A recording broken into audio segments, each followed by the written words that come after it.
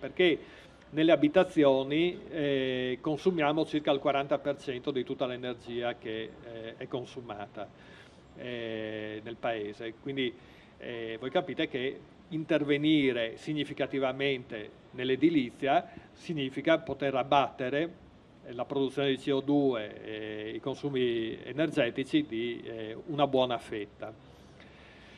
Diciamo che i trasporti sono un 30% e la produzione industriale un altro 30%, insomma facendo le cose un po' a spanne. Allora un buon intervento in questo settore potrebbe anche diciamo, far ripensare certe scelte di costruzione di megacentrali. No? Quello che viene detto, l'Italia ha bisogno di energia, forse razionalizzando l'energia che già produciamo potremmo fare a meno tranquillamente delle megacentrali. Soprattutto non è l'argomento di stasera, non è l'argomento del libro, ma io personalmente sono, diciamo, profondamente contrario al nucleare di cui si parla adesso, ma proprio perché ritengo che non ne abbiamo bisogno, senza entrare poi in tutto l'altro ordine di problemi. E oltretutto è una tecnologia vecchia perché prevede sempre un qualcosa, una mega centrale centralizzata che produce moltissima energia che però deve essere distribuita. Con che cosa? Con degli elettrodotti che dovranno passare nei pressi delle case e quindi con tutta una ricaduta di impatti ambientali che non fanno altro che peggiorare la qualità della vita della città, dell'abitazione, eccetera. Quindi anche in questo vedete come parlare di case, sì, si parla di case, ma la casa è sempre in un contesto. E oltretutto poi appunto, diciamo che io preferisco parlare di centrali a vapore nucleare, nel senso che non c'è una differenza tecnologica sostanziale tra una centrale a carbone e una centrale nucleare, nel senso che l'energia non viene prodotta dal nucleo, ma viene prodotta sempre da una turbina, viene sempre con diciamo, il processo di scomposizione dell'atomo, viene sempre scaldata dell'acqua che è trasformata in vapore e questo vapore fa girare turbine. Quindi siamo a watt, siamo al XVIII secolo sostanzialmente come concetto. Ecco.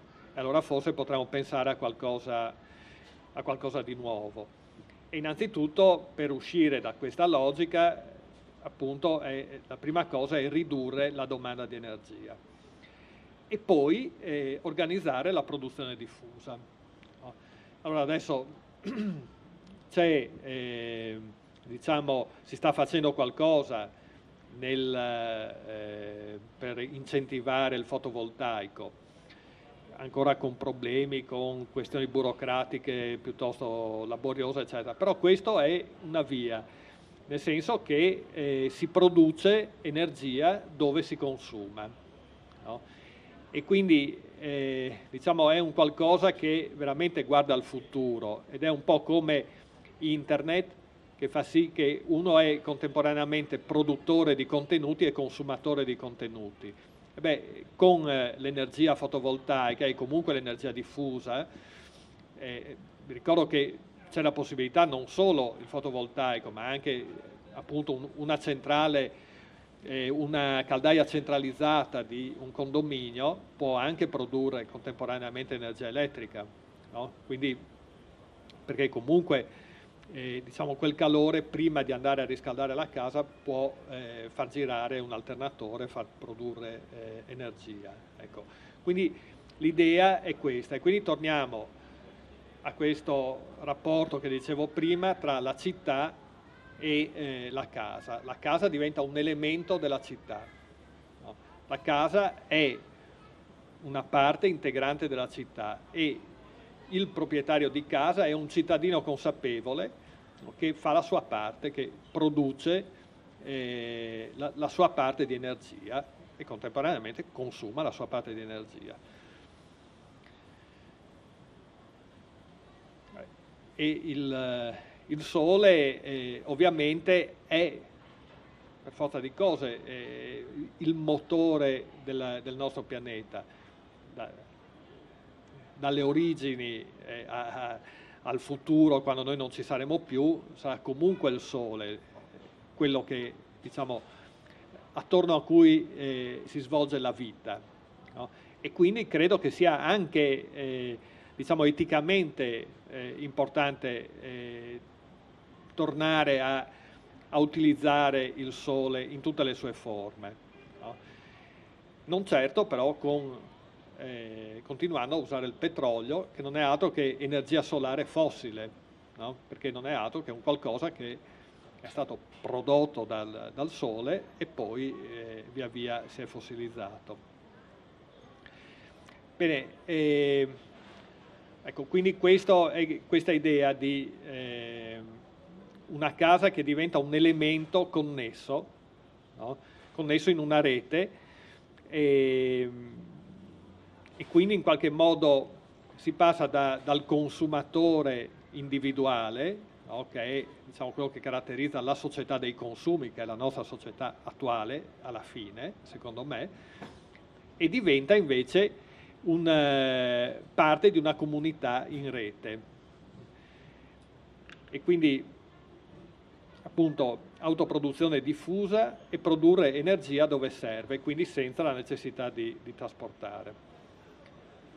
Sto parlando di cose che sono ovviamente, c'è una tecnologia che è già affermata e già sperimentata ampiamente, quindi non siamo più nella fase sperimentale di queste cose, no? Ma siamo in una fase attuativa. Il nostro paese è drasticamente in ritardo, ma chi ha avuto modo di muoversi anche solo fino in Austria sicuramente ha visto come queste cose vengano tenute in considerazione. Bene, scusate.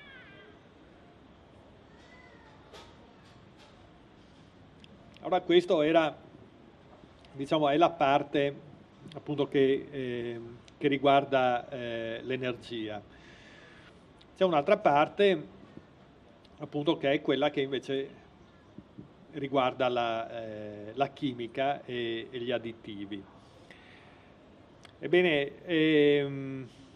perché viene usata la chimica? No? Fondamentalmente per due motivi, no? Che sono tutti e due esclusivamente legati al profitto di chi costruisce per vendere le case.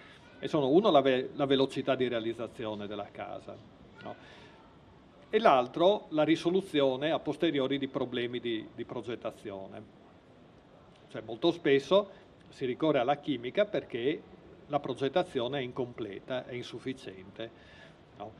Si è parlato del legno. Beh, il legno è un esempio, diciamo